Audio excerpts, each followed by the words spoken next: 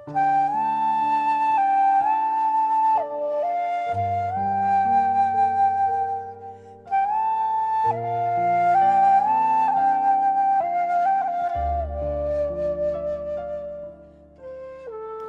ดำรงชีวิตครอบครัวหน้าที่ของลูกที่มีต่อพ่อและแม่ เริ่มต้นตั้งแต่เป็นเด็กน้อย ลูกมีหน้าที่เชื่อฟังพ่อแม่โดยธรรมชาติเนื่องด้วย ลูกยังพึ่งตนเองบ่ได้ ยังต้องพึ่งพาพ่อแม่ เมื่อลูกเติบโตขึ้นเป็นผู้ใหญ่ บรรลุนิติภาวะแล้ว สามารถพึ่งพาตนเองได้ แม้นว่าลูกจะมีอิสระในการดำเนินชีวิตของตน แต่ก็บ่ได้หมายความว่า ลูกบ่ต้องสนใจใยดีกับพ่อแม่อีกต่อไป เป็นความยุติธรรมอย่างยิ่ง ที่ลูกจะต้องเคารพนับถือ สร้างความยินดี ความสุขสบาย และรับใช้ผู้ที่ให้ชีวิตและเลี้ยงดูเขามาด้วยความลำบาก ความเจริญรุ่งเรืองของลูกในโลกนี้และโลกหน้า ขึ้นอยู่กับความยินดีของพ่อแม่ ความสำคัญของการเคารพพ่อแม่ เห็นได้จากการที่องค์พระศาสดา พระบาอุลา ได้ทรงกำหนดให้เป็นหน้าที่อันสำคัญที่สุดรองจากการยอมรับความเป็นหนึ่งของพระผู้เป็นเจ้า อย่างใดก็ตามบ่ควรเข้าใจว่า การที่ลูกมีความคิดเห็นบ่ตรงกับพ่อแม่นั้น คือการบ่เคารพพ่อแม่ การบ่เคารพพ่อแม่ หมายถึง การบ่มีมารยาท ใช้วาจาบ่สุภาพ หรือทำตัวที่บ่เหมาะสมกับพ่อแม่ มีหน้าที่อันศักดิ์สิทธิ์บางอย่างที่ต้องปฏิบัติต่อพ่อแม่ หน้าที่เป็นหน้าที่ที่จารึกอยู่ในพระคัมภีร์ของพระผู้เป็นเจ้า และเป็นของพระองค์ ความเจริญรุ่งเรืองของลูกในโลกนี้และโลกหน้า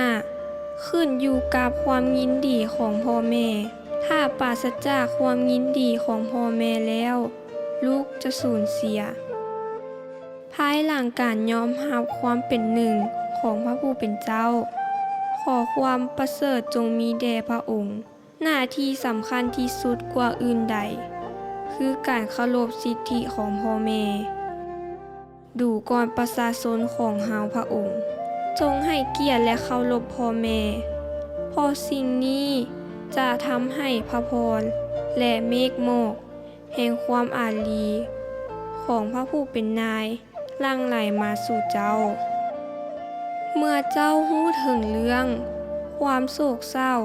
ของพ่อและแม่เฮาพระองค์ขอแนะนำให้เจ้ากลับไปหาพ่อแม่ เป็นเสมือนสัญลักษณ์ของความปราณีต่อเจ้า จากที่สถิตของเฮาพระองค์ และเป็นเสมือนคำตักเตือนสำหรับคนอื่นๆ จงระวังอย่าทำสิ่งที่จะเฮ็ดให้พ่อแม่ของเจ้าโศกเศร้า จงปฏิบัติตามหนทางแห่งสัจธรรม ซึ่งเป็นหนทางตรง จงทำให้มารดาของเจ้าสุขสบาย และพยายามทำสิ่งที่ยังความปิติ ให้แก่หัวใจของมารดาของเจ้า เฮาพระองค์บัญญัติให้ลูกชายทุกคนรับใช้พ่อเป็นบัญญัติที่อยู่ในพระคัมภีร์ หากเจ้าแสดงความกรุณาเคารพและเกรงใจพ่อแม่ เพื่อว่าพ่อแม่จะรู้สึกยินดี สิ่งนี้จะทำให้เฮาพระองค์ยินดีเช่นกัน เพราะพ่อแม่ต้องเป็นที่นับถืออย่างสูง และจำเป็นที่พ่อแม่ต้องรู้สึกพึงพอใจ ลูกชายต้องเชื่อฟังพ่อแม่อย่างที่สุด และปฏิบัติตนเป็นคนรับใช้ที่ต่ำต้อยของพ่อทั้งกลางเวรและกลางคืน เขาควรขยันหมั่นเพียรเพื่อรับประกันความสบาย และความผาสุกของพ่อ และทำให้พ่อแม่ยินดี เขาต้องสละการพักผ่อนและความสุขของตนเอง พยายามอย่างต่อเนื่องที่จะเฮ็ดให้พ่อและแม่ดีใจ และโดยวิธีนี้ เขาจะบรรลุสู่ความยินดีของพระผู้ทรงมหิทานุภาพ และได้รับการช่วยเหลือจากกองทัพเบื้องบน ท่านศาสนาภิบาลแน่ใจว่าถึงแม้นว่า เจ้าจะรับภาระด้านการเงิน เพื่อเลี้ยงดูลูกๆของเจ้า แต่เป็นสิทธิพิเศษของเจ้าที่จะดูแลแม่ เพราะแม่เป็นผู้ที่ให้กำเนิดชีวิตแก่เจ้า และโดยความอารีขององค์พระศาสดาพระบหาอุลา ปัดนี้พวกเจ้าถูกดึงดูดเข้าถึงศาสนาของพระองค์ สิ่งใดก็ตามที่ลูกๆทำเพื่อแม่ ถึงจะเป็นการสดเสยเล็กๆน้อยๆสำหรับสิ่งที่แม่เคยทำให้แก่พวกเขา หน้าที่ของลูกบ่มีเพียงแต่สร้างความสุขสบายทางกายของพ่อและแม่บนโลกนี้เท่านั้น แต่ลูกๆยังต้องสวดมนต์วิงวอนทำการกุศลและให้ทาน เพื่อเป็นการพัฒนาจิตวิญญาณของพ่อและแม่ ทั้งในระหว่างที่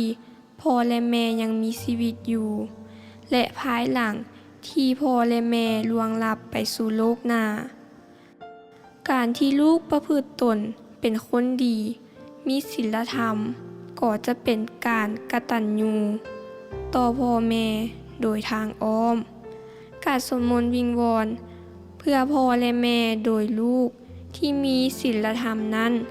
จะมีอำนาจหลายกว่าการสวดมนต์วิงวอนของลูกๆที่บ่มีความดี เป็นสิ่งเหมาะสมที่หลังจากการสวดมนต์วิงวอนแต่ละครั้ง คนรับใช้ควรวิงวอนต่อพระผู้เป็นเจ้า ให้ประทานความปราณีและให้อภัย แก่พ่อและแม่ แล้วนาทีนั้น เสียงของพระผู้เป็นเจ้าจะดังขึ้น สิ่งที่เจ้าขอให้พ่อแม่ของเจ้า จะสดเสยให้กับเจ้านับพันๆเท่า